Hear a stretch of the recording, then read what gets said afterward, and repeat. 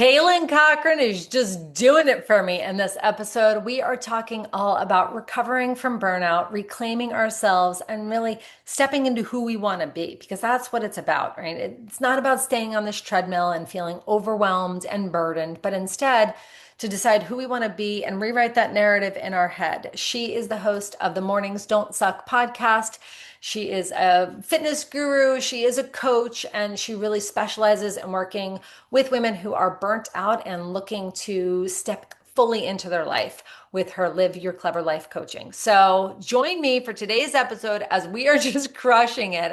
It was such a great episode. I'm so excited for you guys to check it out.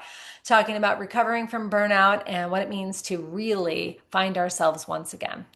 Welcome to the Mind Rise podcast, the catalyst that takes you from who you are right now to all that you can become. Yes, I'm so excited to have you on the podcast because I am really interested in having this conversation where it's not only about ta-da, ta-da, here's what I'm doing now, but I think that the real magic, and you correct me if I'm wrong, is in the what's behind the kimono, right?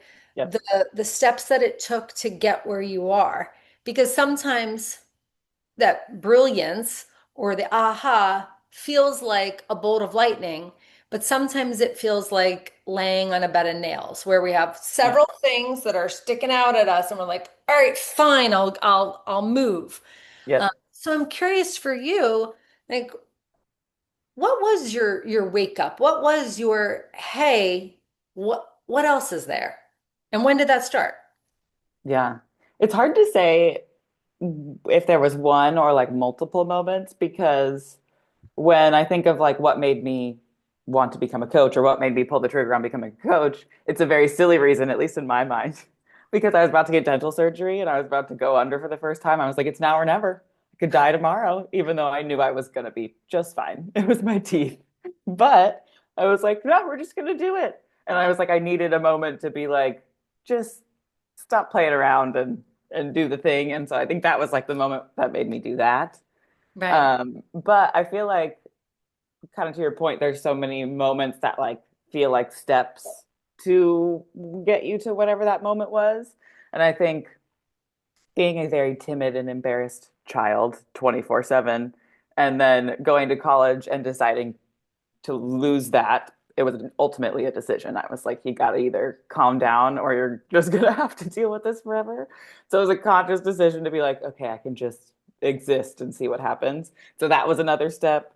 And then I think graduating college and realizing, oh, everyone is just out here figuring it out was shocking to me, to say the least. But also, I was like, oh, okay, corporate world is not for me, but I see it's another stepping stone for me to survive right now until I figure out like what that next thing is. Fast forward several years, several jobs quit later because I was like, I can't do this anymore. I realized there's a fine line between supporting yourself, paying your bills, all of that, and then also like supporting your human self and Sure. making sure you're doing things that are filling you up. And so by becoming a spin instructor, another step, that kind of like opened my brain to be like, oh, there's a lot of stuff in here about like approach and mindset and loving yourself without expecting anything from anybody outside of your body and how your body is so connected to your mind and your soul and all and waterfall over kind of was like, oh, okay. And then I think becoming a coach or the idea of becoming a coach was that last stepping stone. And I'd heard of coaching before, but I in my brain I couldn't put together what that looked like or what that could look like. Given that I had quit jobs before, I was like, oh, well, I can't figure it out, whatever. So I had like put myself in this box until I decided not to be in that box anymore. And here we are. So it's kind of funny. I started practicing what I preach, I guess. And then I was like, oh, huh. It's funny how that works.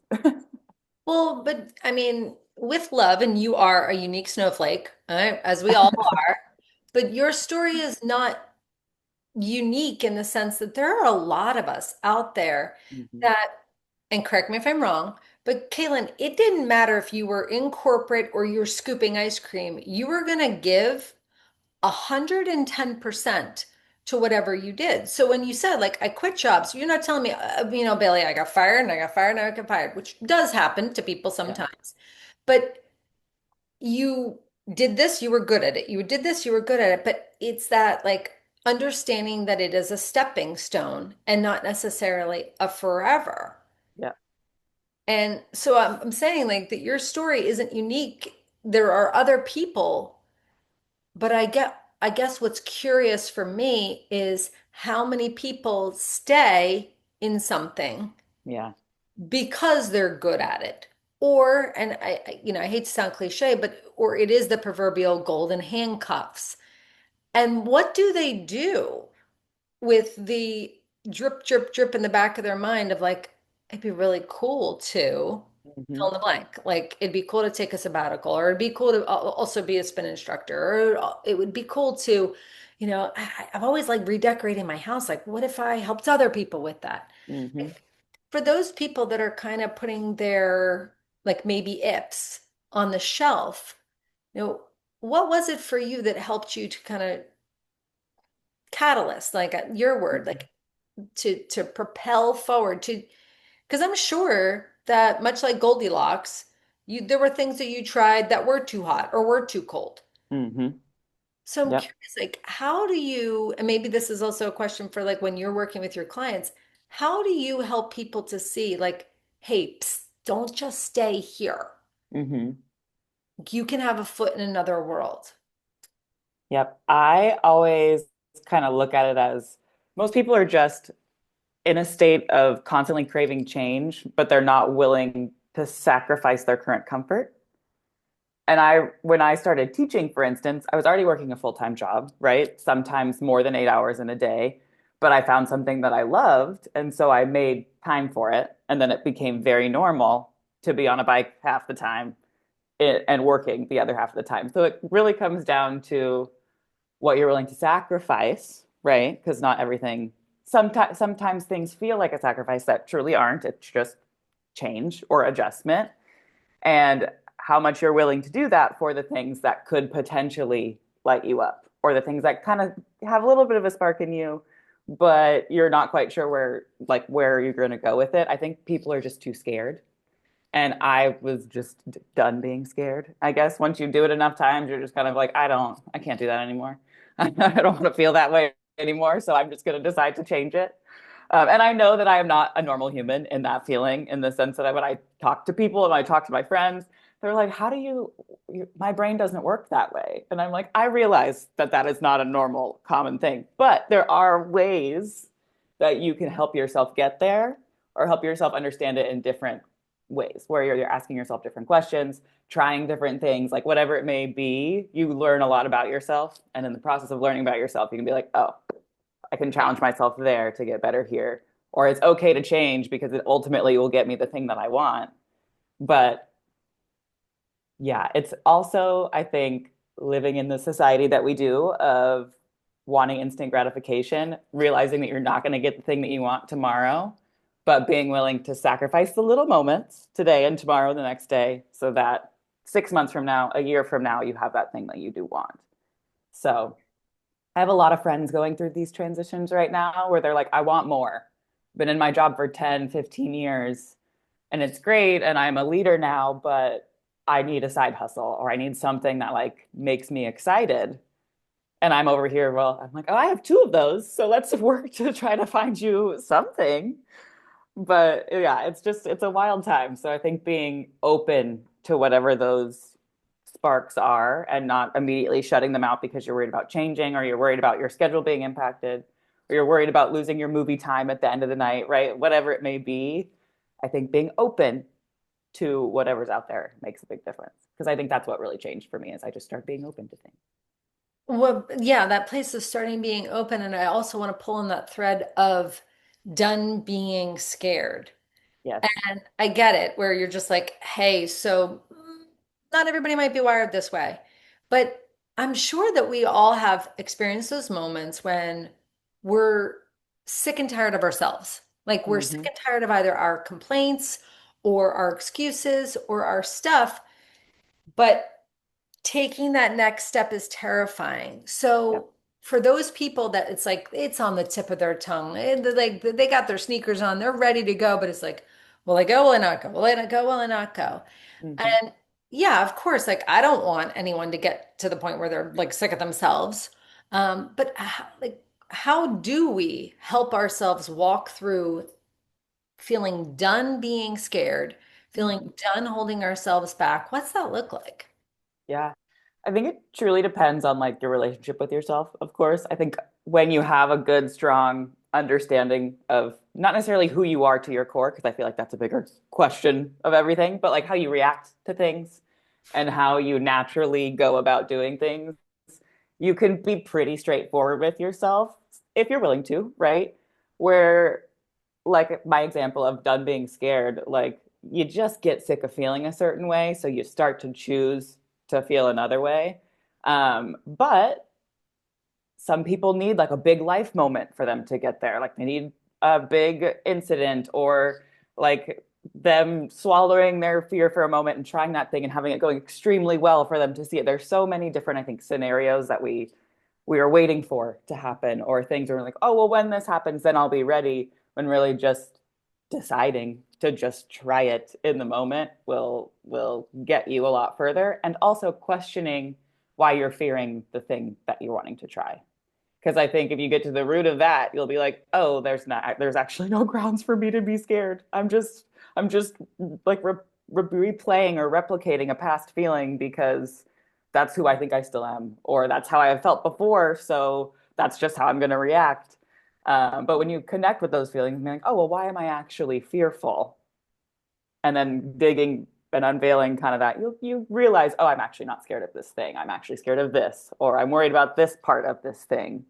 So I think we just haven't all been asked the right questions. And you and I have talked about this before. Like once you start asking the right questions, it's like, oh, it's really simple. And it's embarrassing how simple it can be sometimes because people want it to be easy too. And I think that that's the biggest thing is you want it to be easy.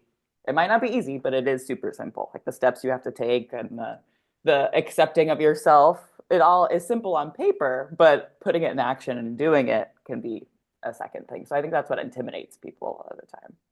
Right, but I'm picking up what you're putting down. I think that we do overcomplicate it sometimes. You really do. Yep. We'll overcomplicate it. And we all know that the ego mind, which isn't not a bad guy, not a bad guy, Yep. but the ego mind is trying to maintain homeostasis. So it's trying to keep us safe. And Hmm. sometimes what it'll do is it'll just take yarn and wrap it and wrap it and wrap it and wrap it and wrap it around something to make it seem bigger, to make it seem more complicated, to make it seem unaccessible. And I'm with you when we ask ourselves the questions, like take that time and Hmm. we kind of get our own pair of scissors and we just cut that yarn and it's not so impenetrable Yeah. anymore. Yep. And it makes a big difference. But I also want to come back to the place where you're talking about making a decision. Hmm. Right? Like you decided, because again, I also want to toss in the direction of this conversation that awareness, like you need to have that. That's got to be part of the recipe. Yes. If you don't have Yep. awareness, then guess what? Nothing changes. I was Hmm. actually talking to a client earlier today, and I said, we know how to respond to something when there is something to respond to. I said, if Sure. you dropped a bag of flour in your kitchen, you look and you'd be like, that floor needs to be vacuumed, Yep. right? Like I see, and there I respond. Hmm. So I'm curious, like if people are starting to like they get those first glimmers of awareness, and we know Joseph Campbell tells us in the hero's journey that a lot of times we'll start to get those little whispers, and we will do everything we can to like board up the house, right? Do not come in, whisper. We'll almost reject that, like those first like little twinges until like to your point it's a now or never, a do or die, a whether it becomes a health issue of ours or a loved one or the death of somebody that we know and we're like, oh my god, I have to do something. Yep. What are some of those tools that when you're trying to make a decision, right, the awareness has been like whispering to you, you know that you've got to take action. You know you've got to make a decision. Like, what are some of those tools that you reach for in your toolbox to say, "Hey, giddy up," because I'm hearing something big here. Like, developmentally, you spent what you acknowledge as a large part of your life timid and kind of hanging in the back. And your awareness was there, and you came to this place of like, I need to decide to be different. That doesn't, we don't want that to feel like a costume that we put on. But Yeah. I'm curious, like when you reached into that toolbox to make that decision, what were you reaching for? Hammers, wrenches, what was it? Anything, Anything. anything, a life jacket. Duct tape. Um, yeah, really. I think it was honestly like the opposite. Rather than putting a costume on, it was like finally removing it because I'm a self-proclaimed giant. I'm very tall. So I always was like in the back already and I liked it back there. I was like, I don't need the attention. I don't like it. I like it when people look at me. Like I was very, very like timid kid growing up, like I said. And so when you get in more social situations, right? You can't hide as much as you might like to, as much as you try. You can't hide as much. But also, I was at home and around the people that I was comfortable with. Like, I was the jokester, I was the comedian, I was the one making everybody laugh. And so I was like, why am I not comfortable doing that in front of everyone? Like, there should not be a divider there. And so I think that was like my little realization. And then when I did it and people laughed, I was like, okay, I'm funny. I don't know why I needed their validation for that, but like, oh, okay, I get it now. And so I think one of the things that I always go back to is what's the worst that can happen? They won't laugh. So like being willing to be yourself in every scenario and not trying to like mold into the people you're around is one of the biggest things that you can do. And by biggest, I mean like key, because once I acknowledged that and accepted it, I was like, oh, and this could be a superpower of my own. I don't know if everybody has this, but you also start to be able to see when other people are masking who they truly are in social situations. It's very interesting because once you stop trying to be something else, it's kind of easier to identify the other people who might not have found that for themselves yet. And you don't do anything about it, right? It's just like, huh, it's a very like interesting place to be. But back to the toolkit and things, reaching for you, I think, is a big part of it, and not trying to search outside of yourself for the answers to things, and also being willing to put the pause button when you start to feel those ideas or feel those things come up. Because one thing we always do, like you said, is we push it to the back because, well, oh, I've already been working on this thing. So I got to finish this thing. Or, oh, well, I just got that promotion I've been working for X amount of years. Doing this other thing would then throw all that down the drain. I think a lot of us think in an all or nothing type way when it's like, sure, you've been working on that. Keep that. What is this whisper telling you though? Investigate it. Like there's nothing that has to change about the thing over here just because you're looking at another thing over here. Um, and I think it's not everybody's fault. We're in burnout culture, right? We don't want to be doing things 24/7, but acknowledging that we are more than our jobs, we're more than the things that we do every day. So, really listening to what your body and your mind are telling you might do a little better for you in those scenarios. So, just being, again, remaining open and being willing to listen to yourself and pause when those moments happen. Even just pausing changes a lot because a lot of people are willing to rush through it, to hide from it, to compartmentalize it, to put it on the back burner, just because it seems more overwhelming to try to deal with it when that might just be the thing that your mind and your body are telling you to do because you need it and because it's that next step for you. So a lot of words for a simple thought, but No, I'm picking up what you're putting down because I've been guilty of that more times than I can count, where it's just like, let me keep myself busy. I'm not even conscious that I'm keeping myself busy. All I know is that my busy keeps me from pausing. It keeps mhm, me from feeling my feelings, keeps me from thinking those thoughts all the way through. And so I'll just stay above the surface, do, and I'm not accessing here. yeah. Right. But I want to circle to that place where we're talking about burnout culture. And Mhm. I think that for the, point of our podcast, it's helpful to define what that means. And then not only defining it, but like, what does it actually look like? Mhm. It's interesting because I have been burnt out before, absolutely. And when I got there, right? I know we haven't been there. I got there by working a lot of hours. on the corporate job, throwing a lot of time into a fitness studio because it needed it. And I was the person that lived the closest, and I was in a leadership role at the time. So if I was not working and if I wasn't making food, I was at the studio. I wasn't really sleeping and I wasn't prioritizing the things that I needed and the things that made me feel good. So that to me, I was like, I had nothing left in the tank and I was desperate for it to change, but I wasn't aware that it was me who was doing the things that were actively burning myself out, right? Regardless of where the work demands were coming from and all that, I was not setting the boundaries to keep that ecosystem safe, right? And so I think we can all insert activities here to really, that will resonate with a lot of people.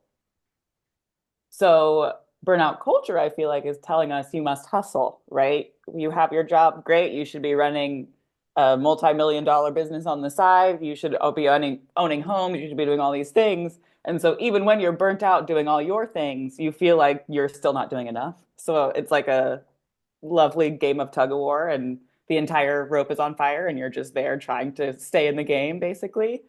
And so back to like pulling yourself out of that or assessing if you're there is, do you spend a lot of time doing things that bring you joy? Or do you spend a lot of times doing things because you have to do them? Um, I think apart from that too, when I meet people and I tell them the things that I do, they go, wow, aren't you tired? And I'm like, well, yeah, but I still have plenty of time. Like I group my time together so that I can still live my life.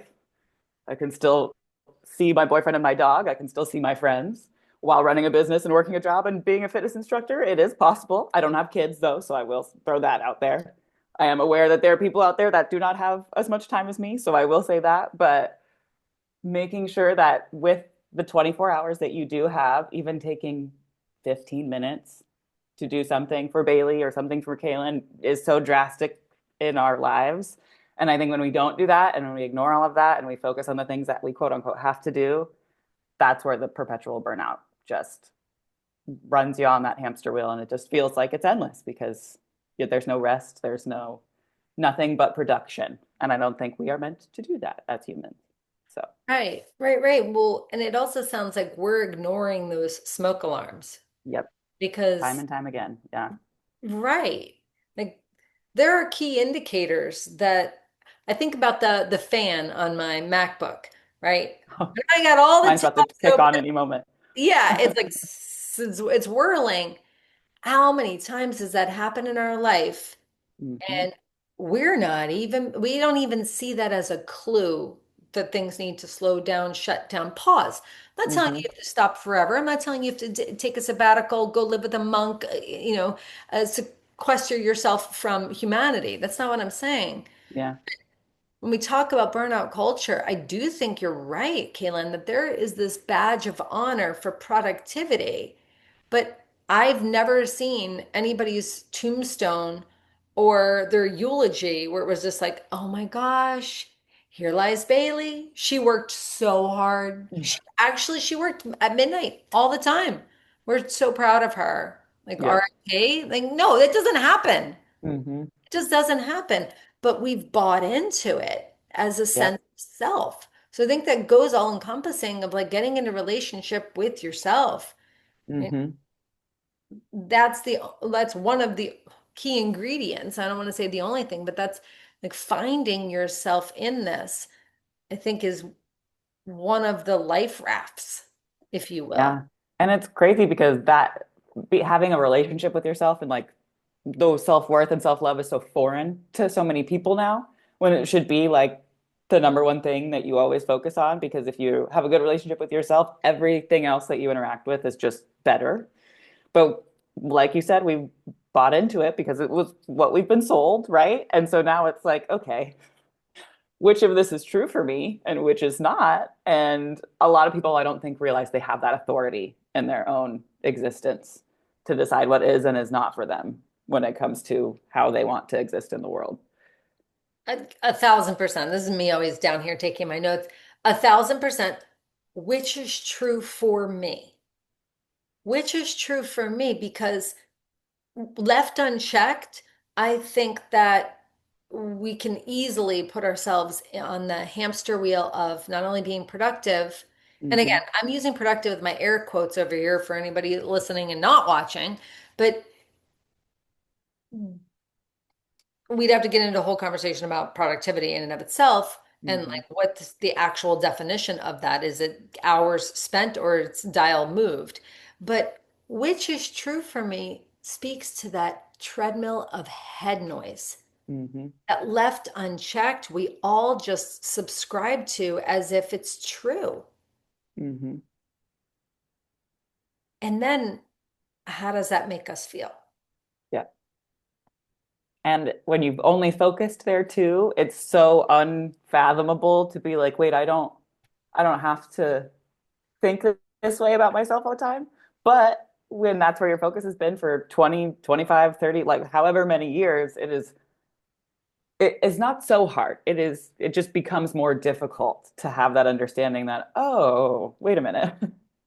I can have a say. I can decide. I can choose. I do have a say over how I react. Like there's just so many things that fold into that once you realize that you're going, oh, there's so many layers that once you pull one back, you can kind of start to identify it, kind of like how I was saying earlier, but it's interesting. Being human, so fun. It's just endlessly fascinating. And this makes me think about the Mornings Don't Have to Suck podcast, Yes. right? Yes, I mean, yes. the title in and of itself is just like a yes, let's click on that, right? But tell us where that was born out of, because it sounds like it's really closely related to head noise. Yep, pretty much. So there was a couple years ago, I was I had moved back to my original hometown, so I wasn't teaching for a little bit. I was living a very like lax, low key life for the most part. It was a very quiet area that we were living in, and so I would wake up like I do now at 4:30 in the morning, and I'm like, okay, well, what do I do now? And I would look for like a morning wake up podcast, and I only found one, and he was wonderful. It was like a 7 minute podcast by this older man, and I was like, he's funny. I like his ideas, but they're not really what I'm looking for. They're not the things that I'm going through. But I did listen to it because it was like about gearing up to make sure that your morning was great. And so I was like, I've done a radio show before. I had a radio show in college. And so I thought, okay, why don't I just create something that fills the void for what I cannot find? So as a morning person, since I am up at the butt crack of dawn, I was like, clearly I figured something out about the mornings. So I basically came up with Mornings Don't Have to Suck, which is a usually about 10 to 15-minute podcast. You can find it on YouTube or Spotify, focused on what your approach to something can be that day to make your day a little bit different. So let me think of some topics I've done, even that have been like what to do when you wake up in a bad mood. Like that was a great one because I think we all have plans and then we wake up and we're angry and we're like, why? This is like the last thing. And then your bag gets stuck on a door and then terrible things happen. And then we kind of walk through how you can pull yourself out of that. That's just one example. But it really is just something you can click on while you're making your breakfast, doing your hair, getting ready for the day, where you can hear a topic that you've likely thought about in your day to day, especially if you're working in the hustle and bustle of the world that we all do. And just saying, how can you focus on here today? Or how can you notice this about someone else today? And then maybe approach it differently. Or maybe look for perspective on this topic today instead of going about your day as you normally would. Really, just anything that can shift you out of your normal morning funk, especially if you don't like mornings. That was my goal, and I feel like I've done a pretty good job so far. Season one is done and out there. I had taken a small hiatus because of traveling and events, but season two is coming out soon, and we're just picking up where we left off. I have like 75 more topics written out and ready to go, Of especially course after you my do. vacation and after the things. So we have quite a bit, but really it's just quick little option or opportunity to kind of reframe how to look at the world, reconnect with yourself a little bit. And I do crack a few jokes. And I also sometimes include bloopers at the end because for as much as I talk and as much as I speak in my jobs, this doesn't work all the time. And so I make sure that I include that because I am very human and I'm going to remind people of that sometimes. So I do. I think that it's helpful when we are able to just bring our humanity to things. Um, Yep. yeah, it's yeah, it feels good. It feels good.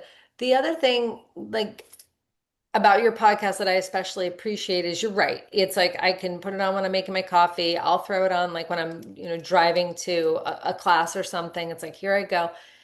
Because speaking of that head noise, sometimes we wake up and we check our phone immediately. Mhm. And so instead of getting on our agenda, we are getting on somebody else's agenda. And it's interesting because left unchecked, it's almost like you've painted your house blue. I love this blue house, favorite color, perfect, matches the ocean. I'm into this. And if we check our emails and get on somebody else's page in the morning, it's like allowing somebody to come in and just throw red paint all over your room. Mhm. That's not okay. But let's talk a little bit about morning rituals. Like, what are you finding? Like, if you're speaking to your clients about, or you've experienced yourself about like feeling that space of burnout, right? You know that Mhm. there's something more that you want, but it's just like, I'm so freaking exhausted in what I'm doing. I can't even imagine finding the time, effort, energy to do just that little bit more. Mhm. But I'm so afraid of being behind the eight ball. So I'm waking up and immediately checking the email, seeing what's going on. My morning's almost already been co-opted, and by the time I'm driving to work, I've already like spilled my coffee on my shirt because I'm just not focused. I parked in the Mhm. wrong lot and I've got two different shoes on. Yep. So for that person, like what do they need to know about morning rituals and what does yours look like? Yes. Those people need them, is what I would say. 100%, especially if you find yourself, and honestly, a lot of us have alarms on our phones and things like that. So like it makes sense that it's that first thing you reach for, but there are ways that you can set it across the room, get a normal alarm clock. We do still have those in existence. But just slowing down and letting yourself have a morning, I think really makes a difference. I used to be a rush to get to work type gal, and that would truly make the rest of my day feel like I was rushing and I was always behind.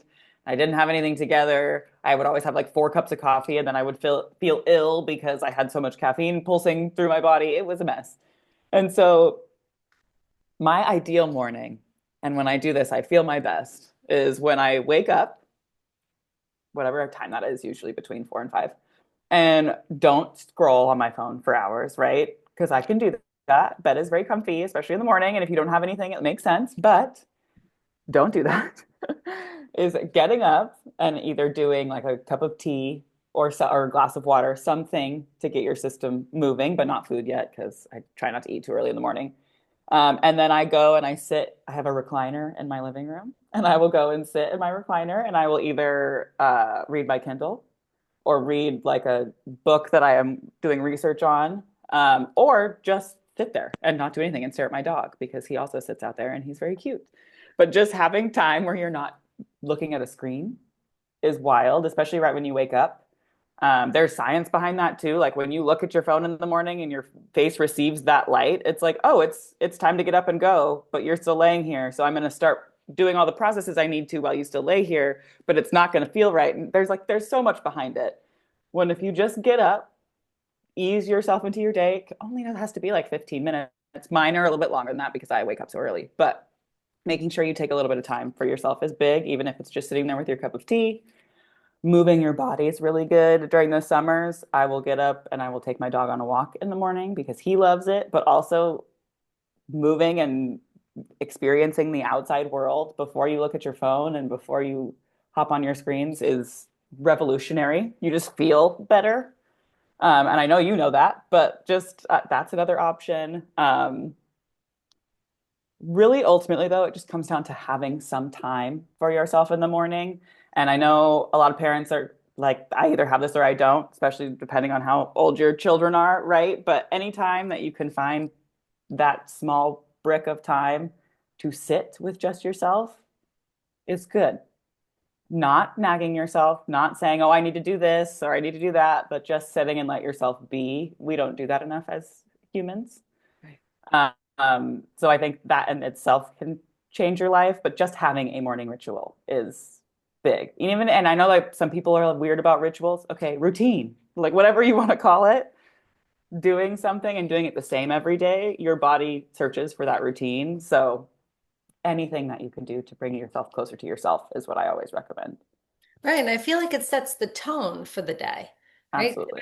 If I start my day with the screen in my face and feeling like I'm on a treadmill of like get shit done, then my nervous system goes wrong, right? Let me Yeah. go to fight or flight because I either gotta get out of here or I gotta fight, Hmm. right? Immediately. And like you're right about the screen in the face, the circadian rhythms and da da da da da. But if we totally zoom out, it's about setting the tone for our day. Yeah. And frankly, like if we watched other people, because we like watching people. People like watching people. It's very funny when you think Yeah. about it. Like we watch TV, so we can watch people. We, Yep. have reality TV, so we could like watch people. People watch people. So if we watched somebody starting their morning routine with a screen in their face, we Hmm. would probably, as a collective audience, be like, "Oh man, boo!" Like there's so many other things, but we do it. Yep. We do it, right? It is really alluring. The other thing I want to say here is what it sounds like is like, yes, you get up early, and some people have that luxury, some people don't. Hmm. Some people get up at that very last second because they've spent the night before claiming their alone time. And I Yes. get curious, like, what does it look like when you flip-flop that and Hmm. actually start the day, you know, on your own terms, rather Yeah. than waiting for the end of the day to be your downtime, to be your connect with self time. Yeah. And that's a great point because I think more often than not, that's what people are doing is Mhm. they'll be like, oh, it's fine. Like I need my sleep. And it's like, you could get your sleep if you go to bed earlier and then you wake up earlier and you have X amount of hours. But it's because a lot of the fun happens at night, right? A lot of the good stuff, a lot of the good shows, a lot of all that stuff. Because I used to do that. I would have no problem staying up, but I would have problems waking up and then experiencing my day for the first half of the day. But I think there's so many layers to it, but I also think it ultimately comes down to people being like, "Oh, I don't want to be one of those people that wakes up early, think I'm better than everybody else." And it's like, no, it's just great to have a day before the day starts. A So hundred then percent. if you get tired at 7, you can go to bed. If not, that's great. You can do whatever you need to do. But Right, that's a right. very good point doing the flip. Years ago, reading an article, and I'm sure that there's things that are more updated, but it was a 2018 article, I want to say in the Week magazine, and it talked about the work patterns of some of our, most influential minds. And it was Hmm. interesting because, yes, I want to acknowledge that while we live in the tech era, that our work time constraints, this 9 to 5, that was really born of the industrial era, right? 8 hours. Well, magically, you could fit 3 8-hour shifts if you're running a factory. Like Hmm. that maths, right? So that's in large part, that's what happens. And we've adopted that. And then we just never rejected it. We kind of kept it despite moving into the era of technology where we Yeah. could get more done in less time. Again, noting that productivity, is it a measure? Is it not a measure? How are we measuring it? We'll have another Right. episode on that one. We'll do another episode. But my point here is that they looked at some of those greatest minds, and some of those greatest minds would start their day with a walk, start their day with reading or journaling, and then they might go into their work for a little bit. Then they'd stop and eat. Then they would, go and socialize in the middle of the day. And then they would, later have their dinner and then maybe retire to their study for a little bit. Like, again, some of these greatest minds were pre-internet, right? Right. Pre-Netflix streaming Bridgerton, which is just like once you watch one, then you have to watch the next because you just need to know what happens. Yeah. And I also want to acknowledge of that morning time, right? It is so underutilized because that's Hmm. really where we get our like zhuzh for the Yeah. for lack of better phrasing for the rest of the day. Yep. Whereas biologically, not only do we know that our melatonin starts to kick in when the sun goes down, and then Hmm. we and then our circadian rhythms are like, hey, let me do my thing. then we hijack that by light, light, light, light, light. But we also tend to, at least in America, we have some of our biggest meals for dinner, which Mm-hmm. puts us in our rest and digest place. So then we're like, hey, I'm resting, I'm digesting, where's my show? Mm-hmm. And then we're justifying it by saying, well, I'm just having some me time. Yeah. It's there are like you can actually have it twice a day. You want to do it twice a day? Yeah. Twice a day. It'd be like I don't know, like a Oreo cookie. Like the middle of the day will be the cream, and that's when you Yep. work. And then you can have it in the beginning and the end of the day. Mm-hmm. I think to your point too, like people, and I don't think it's a people problem. I think it's just a system problem where when there's a system that has gone a certain way for so long, as an individual, it feels very hard to be like, well, I want to do it differently. Obviously, some of us don't have that problem. We're like, no, I'm going to do it differently. But other people, exactly, other people don't see it as an option. And I think once you bridge that gap, it's like, oh, okay, I can choose, but I'm just not used to choosing. And now choosing feels scary because it means I have to be different from all these other people.